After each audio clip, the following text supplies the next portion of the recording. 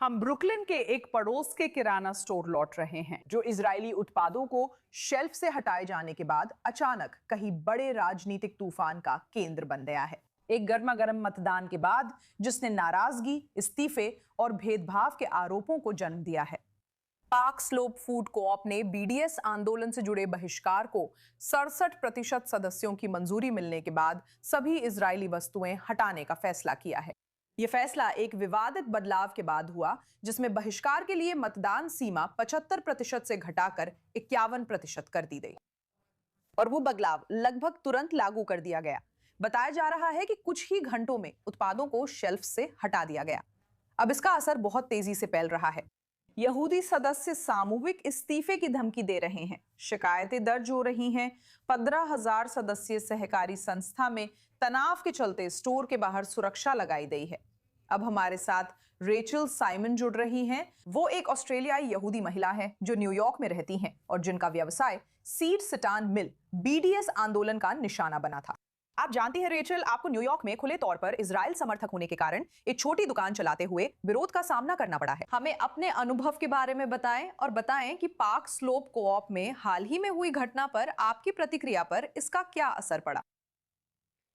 खैर, मुझे इस बारे में सच में बात करने का मौका देने के लिए धन्यवाद, क्योंकि ये कोई हैरानी की बात नहीं है, ये बहुत निराशाजनक है। मैं व्यक्तिगत रूप से सीड सैतान मिल के लिए, उन सभी अन्य इजरायली उत्पादों के लिए जो इससे प्रभावित हुए हैं, यहाँ न्यूयॉर्क में अपनी टीम के लिए और अपने उन साझेदारों के लिए जो इजराइल में हमारे उत्पाद बनाते हैं, सच में बहुत दुखी हूँ। लेकिन अगर मैं एक बात स्पष्ट कर सकूं, तो मैं ऑस्ट्रेलियाई हूँ और 12 साल पहले न्यूयॉर्क आई थी और इस ब्रांड को 2 अन्य महाद्वीपों की महिलाओं के साथ शुरू किया था। लेकिन हम कभी भी ज़रूरी नहीं कि कोई एक्टिविस्ट ब्रांड रहे हो।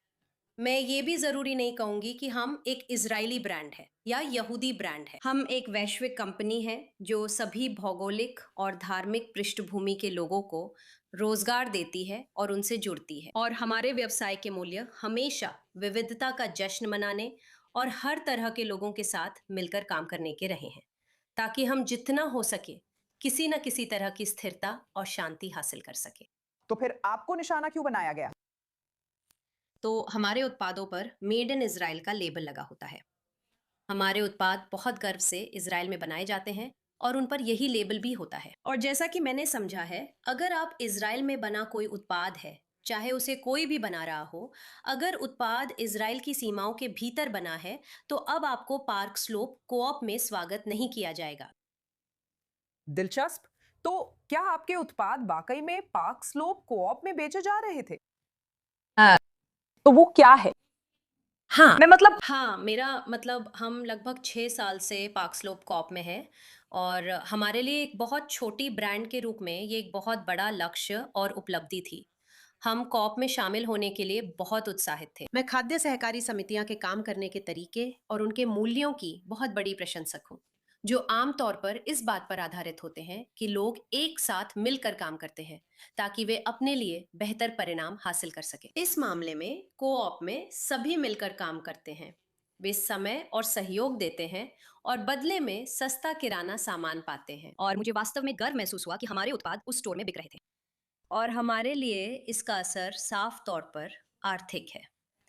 कोऑप में अब हम हजारों डॉलर की बिक्री नहीं कर पा रहे हैं। लेकिन अगर मैं व्यक्तिगत रूप से बात करूं, एक न्यूयॉर्क निवासी के तौर पर, एक विश्व नागरिक के तौर पर और एक ऐसी इंसान के तौर पर जिसे सभी लोगों की परवाह है, तो मैं बस व्यक्तिगत रूप से इसका मेरे मनोबल पे बहुत बड़ा असर पड़ा है और इससे मैं बहुत निराश महसूस कर रही हूँ। आप जानते हैं, इस विषय पर असली, सच्ची और रचनात्मक बातचीत के भविष्य को लेकर क्या आपने इसका विरोध करने की कोशिश की थी? दिलचस्प बात यह है कि कोऑप ने हमें किसी से बात करने के लिए नहीं बुलाया। अगर किसी ने पूछा होता तो ऐसा नहीं होता। मुझे सही करे, मैंने कोऑप के कुछ सदस्यों से बात की है जो मेरे दोस्त हैं, लेकिन कोऑप नेतृत्व ने हमें बहिष्कार के प्रभाव पर चर्चा के लिए नहीं बुलाया। हमारे उत्पाद बनाने वालों का चेहरा सामने लाने के लिए। और मैं सच में चाहती थी कि ऐसा करूं, क्योंकि मुझे लगता है कि बीडीएस एक बहुत ही व्यापक कठोर तरीका है एक बहुत मुश्किल और जटिल विषय को संबोधित करने का। ये ऐसे हल नहीं होगा। मैं बस उन लोगों की कहानियाँ बताना चाहती थी जिन्हें नुकसान हो रहा है।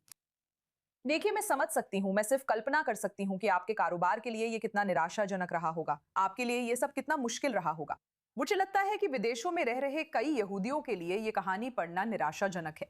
ये देखना कि ऐसे फैसले लिए जाते हैं। लेकिन मैं आशा करती हूँ कि आप मजबूत बनी रहेंगी और आपको अपने उत्पादों को बेचने के लिए ऐसे अन्य व्यवसाय मिलेंगे जिनकी नैतिकता अधिक मजबूत हो। हम इसे इसी तरह कहेंगे। हमारे साथ जुड़ने के लिए आपका बहुत बहुत धन्यवाद रेचल। मुझे बुलाने के लिए धन्यवाद। धन्यवाद।